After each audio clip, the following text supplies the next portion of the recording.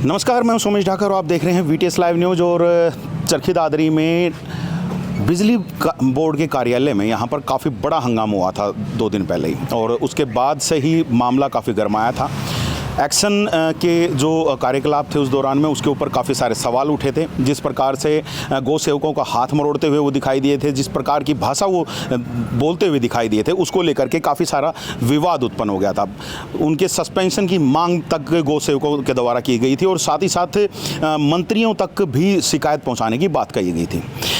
मामला को तूल पकड़ता देख अब कहीं ना कहीं जो बिजली विभाग के एक्शन हैं वो भी सामने निकल के आए हैं, गौसेवक सामने निकल के आए हैं और आपस में बैठ करके आज एक कुछ बातचीत हुई है। ज़रा उसी बातचीत के बारे में जानकारी लेंगे। और हमारे साथ यहाँ पर गौसेवक रिम्पी फोगाट यहाँ पर हमारे साथ मौजूद हैं, जिनके साथ उस दिन जो बदतमीजी हुई, जिस प्रकार से उनके हाथ मरोड़े गए और जिस प्रकार से वो शिकायत लेकर के पहुँचे थे, उनकी शिकायत नहीं सुनी गई थी। तो तमाम चीज़ों को लेकर के, तमाम पहलुओं को लेकर के आज यहाँ बिजली बोर्ड के दफ्तर में, एक्शन कार्यालय में यहाँ पर अच्छे से बातचीत हुई है। कुछ समाज सेवी लोग और भी यहाँ पर मौजूद थे और तमाम लोगों की मौजूदगी में बात हुई है। और यहाँ पर फाइनल तो मैं आप लोगों को पहले बता दूं कि खेद प्रकट किया गया है एक्शन बिजली बोर्ड के द्वारा, लेकिन किस प्रकार से तमाम बातचीत हुई है, क्या हुआ है, जरा जानते हैं। रिम्पी भाई, मामला काफ़ी बड़ा तूल पकड़ गया था क्योंकि जिस प्रकार से जो वीडियो सामने आई थी, कहीं पर हाथ मरोड़ा गया था, कहीं कुछ किया गया था, बदतमीजी से बात की गई थी।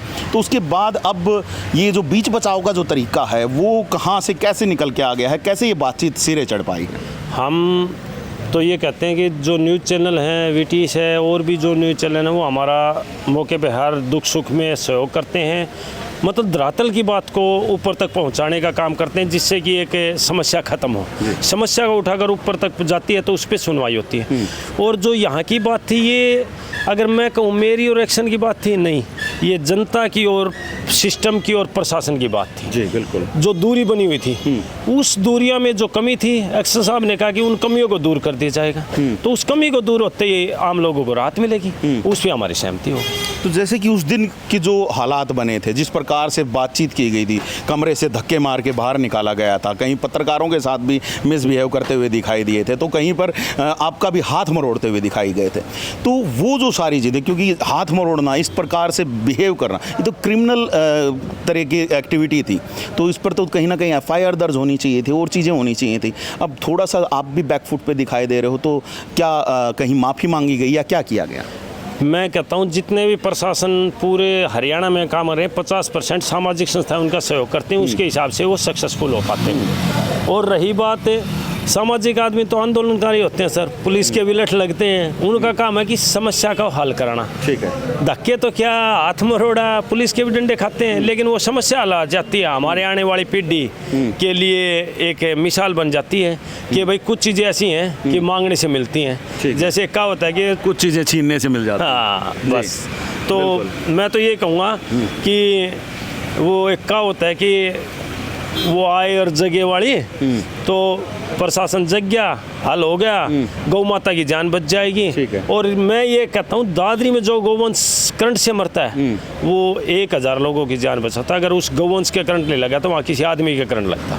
बिल्कुल सही बात। और ये हालात काफ़ी सारी जगहों पर दादरी में बने हुए हैं और काफ़ी सारी जगह रिम्पी फोगाट पहुँचते हैं, गौवंश जिनको करंट लग जाता है उनको वहाँ से उठाते भी हैं। कई गौवंश जैसे मर जाते हैं तो उनको दाग देने का भी काम करते हैं और साथ ही साथ जो गौवंश घायल हो जाते हैं उनकी मरहम पट्टी का भी काम इनके द्वारा करवाया जाता है। और काफ़ी समय से ये काम कर रहे हैं और लगातार प्रशासन के साथ भी मिलकर के उनका सहयोग करके और तमाम चीज़ों को दुरुस्त कराने का प्रयास करते हैं। लेकिन जिस प्रकार से जो घटना हुई उसके बाद कहीं ना कहीं जो एक प्रशासन के ऊपर जो लोगों का एक विश्वास था वो कहीं ना कहीं डगमगाया था। लेकिन आज जब खुद एक्शन बिजली बोर्ड सामने निकल के आए हैं, मीडिया के सामने उन्होंने खुद खेद प्रकट किया है कि उनसे उस समय में जो बातचीत हुई है वो उसके लिए खेद प्रकट कर रहे हैं। और साथ ही साथ उन्होंने ये एक आश्वासन भी दिया है कि आने वाले समय में हर तरह की समस्याओं को आराम से सुना जाएगा और किसी के साथ भी इस तरह की बदतमीजी नहीं की जाएगी। आप भी सुन लीजिए कि क्या कुछ उनके द्वारा कहा गया है। देखिए, कोई झड़प बड़प कोई नहीं। हाँ, आपसी थोड़ी सी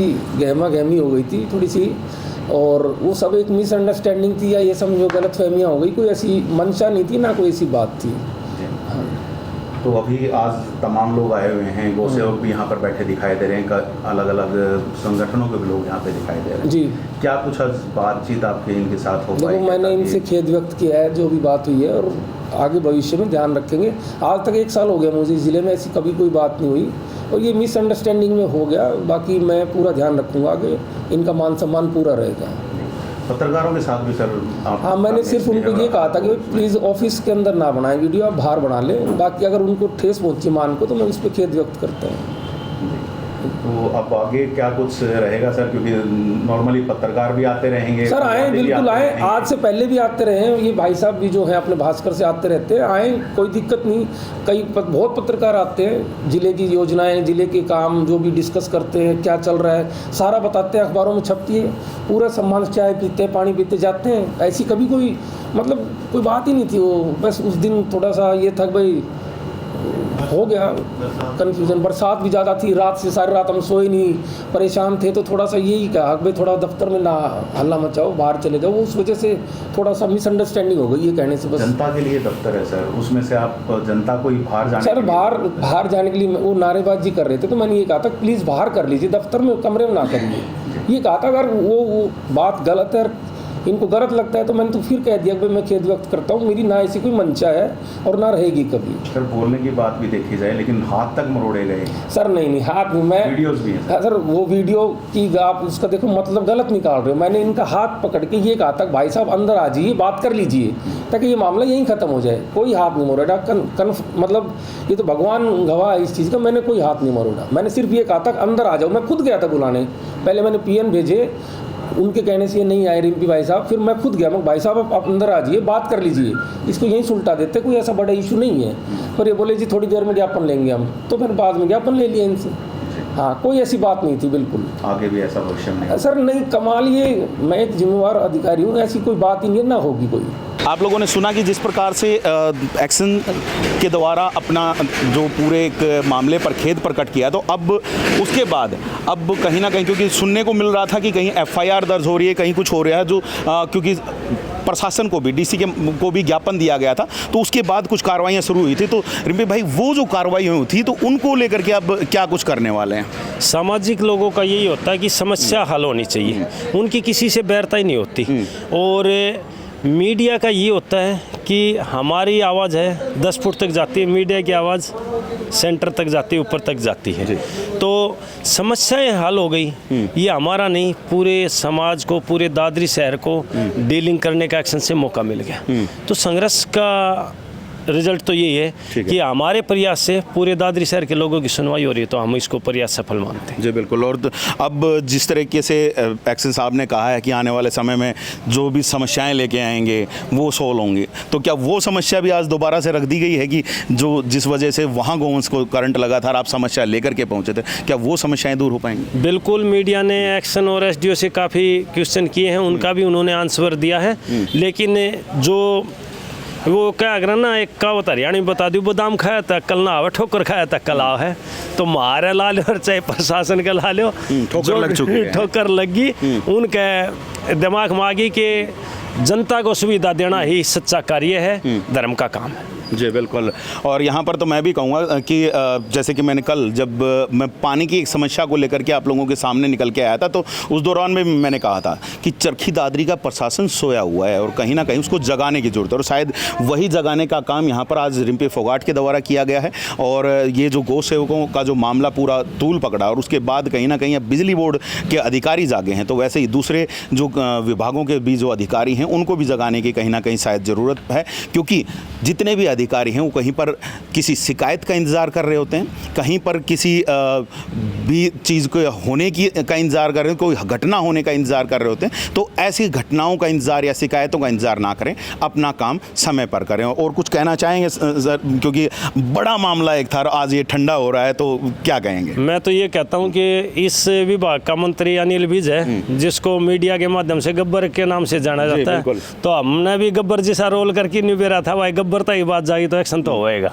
जी, गब्बर तक बात जाएगी तो एक्शन तो होगा ही जी, ज़रूर। क्योंकि जैसे कि मैं देख भी पा रहा था, शायद ट्विटर वगैरह पे टैग किया गया था। बिल्कुल बिल्कुल जी, और उसके बाद कहीं ना कहीं एक्शन होने की कहीं ना कहीं उम्मीद भी दिखाई दे रही थी। तो शायद यही कारण है कि जो बिजली बोर्ड का जो सोया हुआ प्रशासन था वो कहीं जागा है, उनको अपनी गलती का एहसास हुआ है, उन्होंने अपनी कहीं ना कहीं गलती मानी है। तो अब देखना होगा कि आगे क्या करेंगे। और साथ ही साथ मैं आप लोगों को ये भी बता दूं, जिस प्रकार से अभी आप लोगों ने बिजली बोर्ड एक्शन की जो बात सुनी, कि उसमें हमने भी उनसे पूछा था कि जिस प्रकार से पत्रकारों के साथ भी वहाँ से व्यवहार किया गया था, कि उनको भी वहाँ से बाहर जाने के लिए बोला गया था कि यहाँ पर आप वीडियो ना बनाएं। तो जब कोई अधिकारी अपने काम से ही पल्ला झाड़ेगा तो ऐसे में जो पत्रकार क्या करेगा? पत्रकार को तो उसकी वही चीज़ लोगों तक पहुंचाने की, ये अधिकारी जो है पल्ला झाड़ रहा है अपनी बातों से। और उसका भी आज उन्होंने कहा है कि आने वाले समय में कभी भी कोई पत्रकार आएगा तो उसके साथ भी किसी भी तरह का मिसबिहेव नहीं किया जाएगा।